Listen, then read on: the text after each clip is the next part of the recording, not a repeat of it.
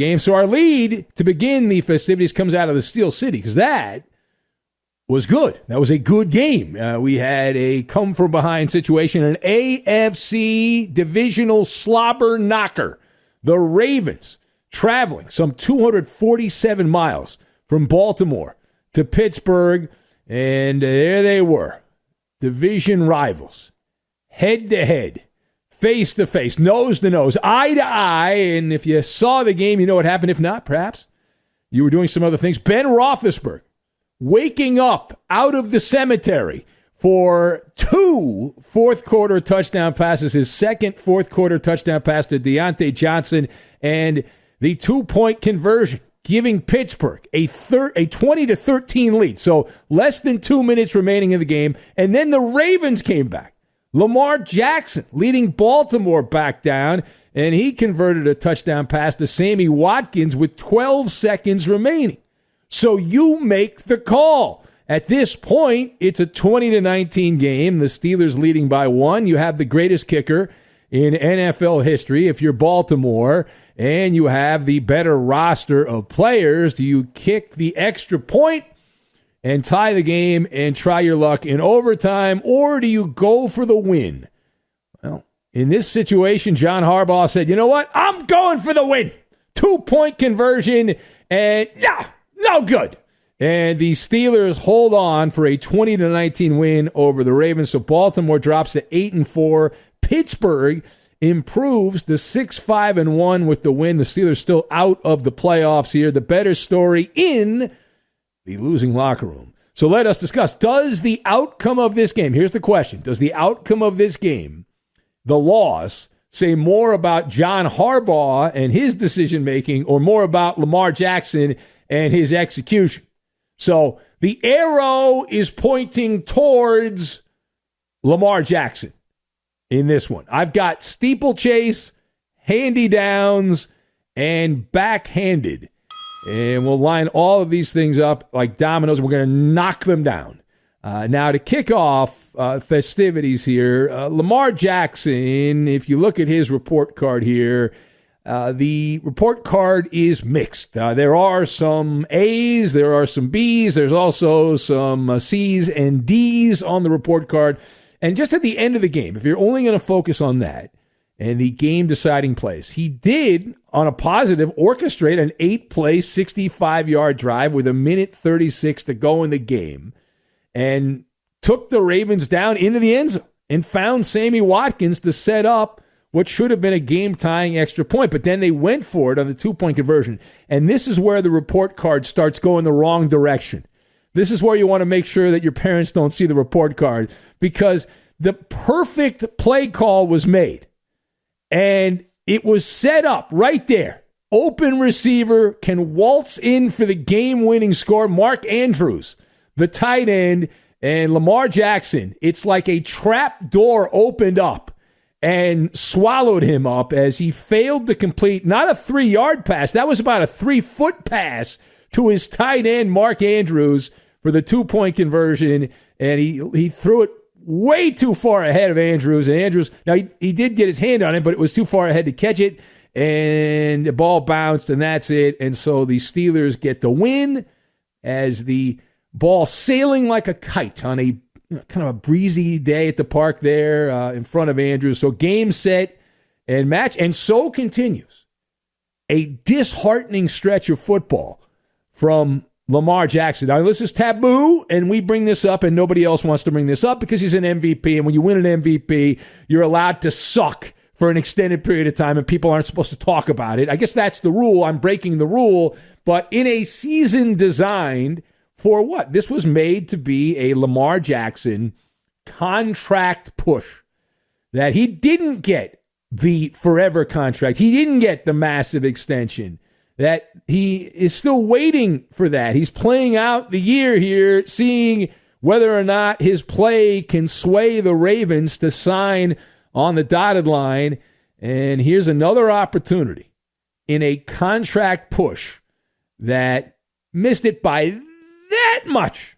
All right, the steeplechase of the NFL. It's not going. There's a lot of ups and a lot of downs and a lot of hopping and all that and muddy waters muddy waters all over the steeplechase. Lamar Jackson has been bedraggled and staggered over the past month and a half.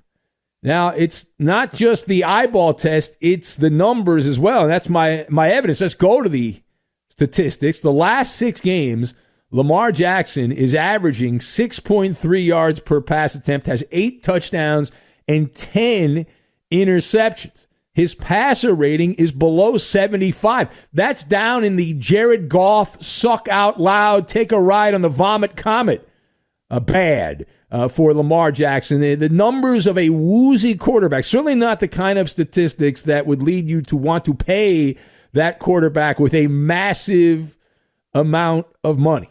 And the sacks keep piling up. Lamar Jackson, 7 sacks against the Steelers on Sunday. He's been sacked 24 times over the last 6 games. And it's not like the running game has made up for the lack of the passing game. And if you look at how he's been running the ball over the last 6 games, he's averaging 5.6 yards per carry. He's got over 400 yards, but it's not like, wow, this is making up for all the mistakes in the passing game. That's not it at all. So you've got to think the Ravens right now are not hot and heavy to sign this guy to an extension. And he's losing money by the week and outplayed late in the game by the rotting carcass of Ben Roethlisberger. Blasphemy. That is a football sin that Ben Roethlisberger outperformed you in the fourth quarter of that game. And it's not like Lamar was terrible in the fourth quarter, but Ben Roethlisberger was better. All right, furthermore. So John Harbaugh, we pivot to John Harbaugh, and he's got some equity in Baltimore, and he showed the world that he knows the Ravens defense is like a wildfire that is out of control bad, right? You have no containment on the Ravens defense. It is paper thin, and he wanted no part of having to depend on that defense in overtime. And he said, I'm going to give the ball. I'm going to trust Lamar Jackson. I'm going to give him the opportunity to win or lose the game. And so the X's and O's part of it, whoever called up that play, whoever dialed up the mother of all plays, the play was perfect. The execution was not. But the fact that Mark Andrews was open on that play, the play was there to be made, and John Harbaugh trusted Lamar Jackson, and Lamar Jackson did not deliver in that situation. And it's a clear no confidence vote, though. That's the interesting thing for the Baltimore defense. John Harbaugh's actions, they didn't whisper. They screamed that as a head coach, he knows that piecemeal defense is the weakest link. The Ravens came into the game with the NFL's worst pass defense. They were ranked 32nd in the NFL. And most of this game, though, it was not a problem. Ben Roethlisberger, the ghost of Ben Roethlisberger, showed up late in the game. But think about the decision, though. Harbaugh, he said, I think so little of the handy-downs on my defense. And that's really what they are, right? The handy-down. It's like wearing underwear that's got holes in it. That's the Ravens defense right now. And he did indicate the loss of Marlon Humphrey from the secondary was the final blow that pushed him over the edge. But you've got the great kicker. You've got the better, supposedly the better quarterback in this game, and you did not want any part of that in an overtime. That is a, wow, bumpity bump go the Ravens. Now, the last thing here.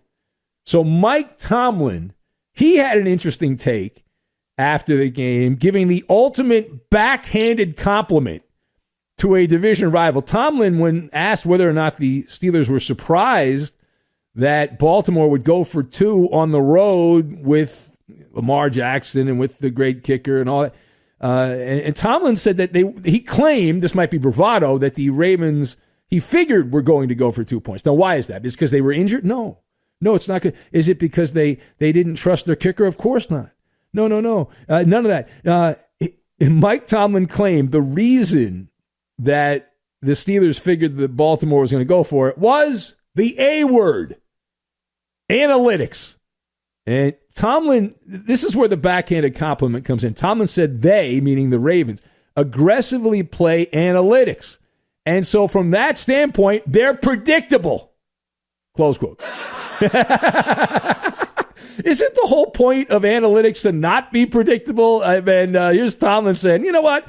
Those idiots over there, they play this analytics so much. And that's a great quote because it's also true in other sports, especially baseball, that as a fan watching these games, when it comes to the analytics, you know the percentages and you know that if the teams go by the book, what they're going to do. And that's what Tomlin was saying, was that John Harbaugh is so obsessed with these analytics that, of course, the Ravens were going to go for two. So go for two. The way that Tomlin stated it, it had nothing to do with the injury, that it wasn't because of Humphrey's injury. It was just that the odds indicate, the data says that you're supposed to go for two in that situation. Talk about a kick to the shins.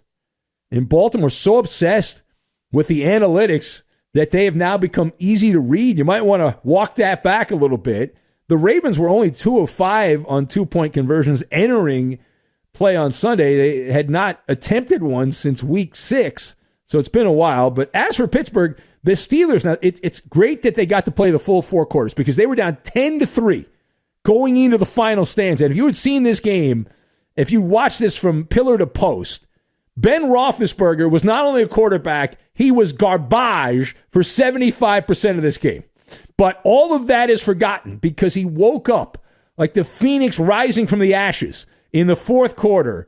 And Roethlisberger had, I believe it was 107 yards passing going to the fourth quarter. The Steelers had 3 points. He then puts up a perfect passer rating in the fourth quarter, 129 yards and 2 touchdowns, no interceptions, 9 out of 10. As he was matriculating the ball down the field, averaged almost 13 yards per attempt. And so the Steelers back over 500. They get some help. Cincinnati lost, but Cincinnati's going to have to keep losing because the Steelers lost both games to Cincinnati. Pittsburgh plays at Minnesota on Thursday. Mike Tomlin's team is the last team out of the postseason in the American Football Conference. And Tomlin also had some fun poking the NFL insiders. There was that report over the weekend, a breathless report from Adam Schefter that Ben Roethlisberger is planning to retire after the season, which I think has been pretty well documented, but it was reported as new news. So very, very exciting, unless it's not very exciting. Anyway, let's hear from the participants. We'll hear from John Harbaugh, the man, the myth, the legend. Here's John Harbaugh, who loves the rivalry. Great rivalry. I have a lot of respect for them and what they do. So they won, and they deserved it.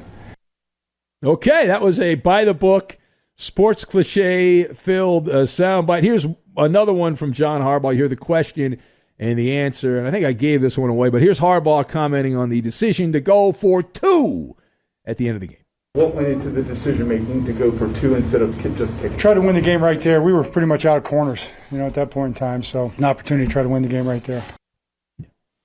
So he says that, but Ben Roethlisberger had played against everyone and been terrible against everyone until the fourth quarter. It's like, didn't Marlon Humphrey get hurt in the second quarter? I thought he got hurt earlier in the game. It wasn't until the fourth quarter that all hell broke loose, and the Ravens couldn't cover anyone. Here's Lamar Jackson, who missed him by this much. He had a receiver, the tight end Andrews, open for the game-winning score, and here's Lamar on that.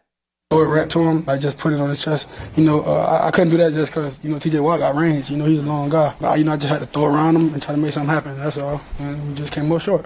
There you go. Blame it on T.J. Watt. Not my fault. T.J. Watt, blame him. It's his fault.